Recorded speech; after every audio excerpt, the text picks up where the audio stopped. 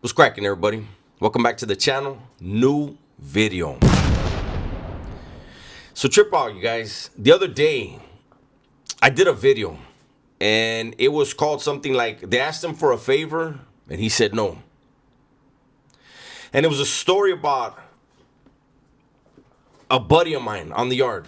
Somebody I used to kick it with on the yard every day. We're both youngsters, lifers. I believe he had 35 to life. I had 20 to life. And he was busted for something that he didn't do. Somebody from his neighborhood, he's from a huge neighborhood. Somebody from his neighborhood, but a different clique, did something, got busted for it, and then pinned it on the guy that was on the yard with me. Took the stand later and admitted to what he did. Gave details that only the real shooter would know. And the DA said that he was lying, and he was lying to get his homeboy off. And so the homie was doing life, 35 to life. And, he was asked if he was willing to basically to whack somebody, if he was willing to take someone's life if called upon. And he said no. And in my video, I posed the question, was he right or was he wrong? See, in my mind, at that time, at that age, in that life, the homie was wrong. But see, at that time, at that place, I had given up on life. I had accepted my fate. Now, my fate in my mind was prison forever. I didn't care about what was going on in the world. All I knew about was the world I was in. Him, on the other hand, he knew he was wrongly convicted. He knew he was wrongly incarcerated. He wanted to be out on the streets with his family. He didn't look at prison as his reality. So in hindsight, when I look back, I was wrong and he was right.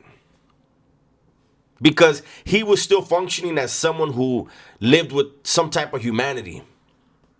I, on the other hand, was a monster. And because of his decision, I distanced myself. Because I felt like what you just did was put a target on your back. Nobody gets a free ride. And not long after that, he got caught up. Something happened in the chow hall. You guys go over and watch the video. It's a pretty good video. But the reason why I'm following up on this, especially this soon, which is a rare thing, I'll follow up on videos. Usually it's not right away. But as a lot of you guys know, Gunner and I have been doing more stuff on another platform. We've been going live over there a lot, 2-3 times throughout the day and night. It's fun, it's different. And in doing so, the man in the story that I spoke about, I said his name was Dreamer.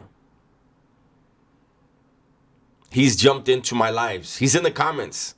And he reminded me the name of the cop that was in the story.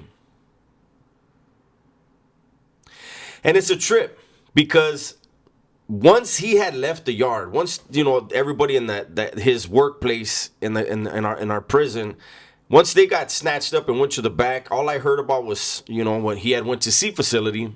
We were on B facility and then we went to the hole. He went to C facility, and then I didn't know anything else about him ever since. That's prison. And yet, through TikTok, he has thanked me for telling his story. So I know he's going to see this video. He also let me know that, unfortunately, he didn't get his case back in court. He wasn't released through the court system. Justice wasn't served in his case. However, he did do 23 years and then was released back into society. And he's been a productive member of society since then. So congratulations to him. I think lately I can't even say lately. I think YouTube is a platform where people don't understand the potential they could have. And so they dabble in hatred, drama. And so for me, it's a Friday. Fridays are always, for me, a low view day. And instead of me doing another prison story where somebody gets whacked or some serious decision needs to be made and then there's the fallout from it, I wanted to let you guys know that through these stories, I was able to put a happy ending on that story.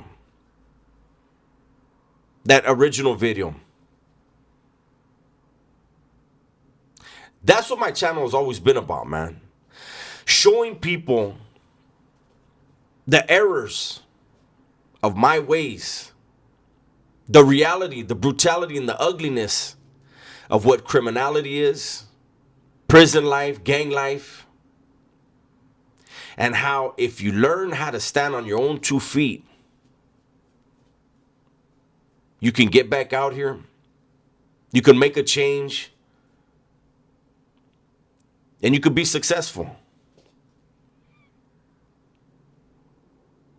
It feels good when I go live and I see guys that I did time with. There's one guy, Daniel. We've done time together in a few different prisons. And I see him out. He was another lifer. And it's a good feeling. I've said for years that every one of us that was a lifer, that was given a second opportunity, we owe it to those that we left behind to be an example of change, to be an example of positivity,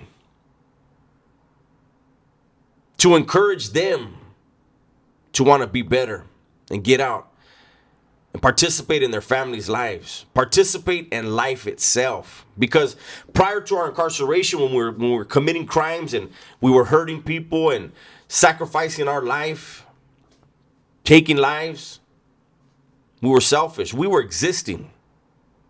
We weren't living. And unfortunately, prison itself is just an existence. Everyone in there wishes they were out here. Especially after they've done 20 years, 30 years. They're not the same person they were when they went in. So I wanted to do this video and shout out to the homie. Congratulations. Shout out to everyone who has lived that life. Shout out to everyone who has had some type of struggle in their life and has made the right decisions and has bettered themselves.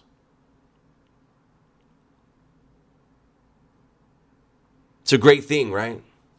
It's an amazing thing. So I just want to acknowledge all of you guys and let you know somebody's proud of you, man. It's my video for today.